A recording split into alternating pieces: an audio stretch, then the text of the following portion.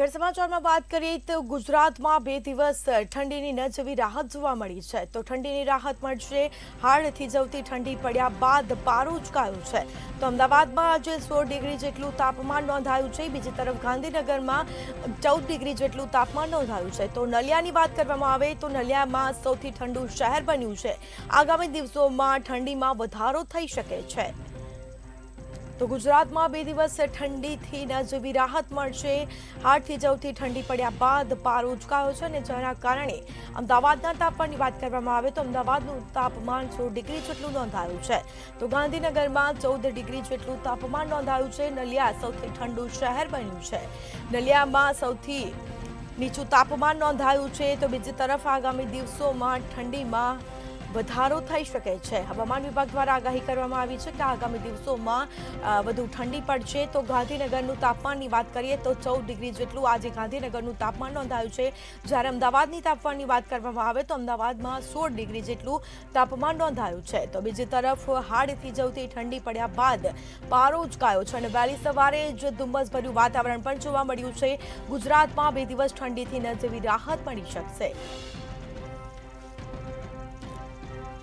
તો હાડ થીજવતી ઠંડી પડ્યા બાદ પારો ઉચકાયો છે. અમદાવાદમાં આજે 16 ડિગ્રી જેટલું તાપમાન નોંધાયું છે. ગાંધીનગરમાં પણ 14 ડિગ્રી જેટલું તાપમાન નોંધાયું છે. નલિયા સૌથી ઠંડુ શહેર બન્યું છે. તો બીજી તરફ વાત કરવામાં આવે તો આગામી દિવસોમાં ઠંડીમાં વધારો થઈ શકે છે. હવામાન વિભાગ દ્વારા આગાહી વ્યક્ત કરવામાં આવી છે અને જેમાં આગામી દિવસોમાં ઠંડી વધુ પડશે અને નલિયામાં સૌથી વધુ ઠંડી હાલ જોવા મળી છે. તો બીજી તરફ અમદાવાદમાં આજે 16 ડિગ્રી જેટલું તાપમાન નોંધાયું છે. ગાંધીનગરની વાત કરવામાં આવે તો ગાંધીનગરમાં પણ 14 ડિગ્રી જેટલું તાપમાન નોંધાયું છે. હાડ થીજવતી ઠંડી પડ્યા બાદ પારો ઉચકાયો છે. ગુજરાતમાં 2 દિવસ ઠંડીથી ન જેવી રાહત મળશે.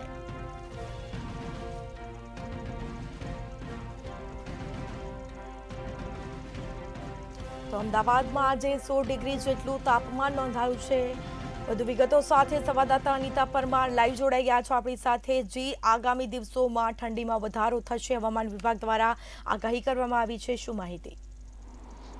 જી સ્મિતા, જો વાત કરવામાં આવે તો હવામાન વિભાગ દ્વારા આગાહી કરવામાં આવી છે કે આગામી દિવસોમાં રાજ્યમાં ઠંડીનું પ્રમાણ જે છે તે વધવાનું છે. લોકોને હાડ થીજાવતી ઠંડી માટે તૈયાર રહેવું પડશે.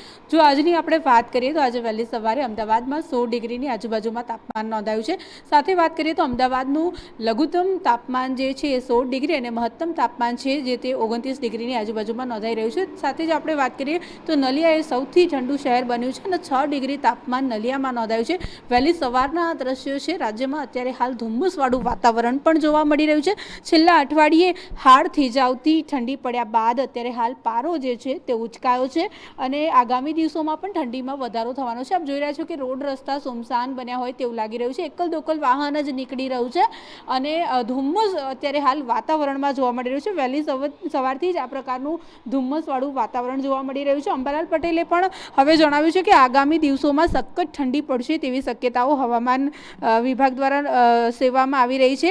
તાપમાનની જો આપણે વાત કરીએ તો 10 ડિગ્રીથી પણ ઓછું તાપમાન આગામી દિવસોમાં રહેશે તેવું હવામાન વિભાગના નિષ્ણાંત અંબાલાલ પટેલે જણાવ્યું છે. ઉત્તર અને ગુજરાત અને મધ્ય ગુજરાતમાં સખત ઠંડી આગામી દિવસોમાં પડશે તેવું પણ જણાવ્યું છે. જો વધારે વાત કરીએ તો કચ્છ, ભુજ સહિત ના જે વિસ્તારો છે ત્યાં સૌથી વધારે ઠંડી પડશે અને તારીખ 7, 8 અને 9 માં દક્ષિણ ગુજરાત અને સૌરાષ્ટ્રમાં વરસાદની શક્યતાઓ પણ હવામાન વિભાગ દ્વારા સેવામાં આવી છે. 12 અને 14 સુધી કચ્છના ભાગોમાં થોડાક વિસ્તારોમાં વરસાદ વરસશે તેવું પણ હવામાન વિભાગના નિષ્ણાંતે જણાવ્યું છે. તો હવે આગામી દિવસોમાં વાત કરવામાં આવે તો રાજ્યની અંદર જે ઠંડીનો પારો છે એ વધારે ગગડશે અને તાપમાન જે છે તે 10 ડિગ્રીની આજુબાજુમાં પહોંચી જશે તેવું પણ હવામાન વિભાગ દ્વારા જણાવ્યું છે. જી, તમામ જાણકારી આપવા બદલ આપનો આભાર. તો ગુજરાતમાં 2 દિવસ ઠંડીની ન જેવી રાહત રહેશે. તો બીજી તરફ હાડ થીજવતી ઠંડી પડ્યા બાદ પારો ઉચકાશે અને આગામી દિવસોમાં ઠંડીનું જોર પણ વધી શકે છે. તો અમદાવાદમાં આજે 16 ડિગ્રી જેટલું તાપમાન નોંધાયું છે. હાડ થીજવતી ઠંડી પડ્યા બાદ પારો ઉચકાશે. તો નલિયામાં સૌથી ઠંડુ શહેર બન્યું છે.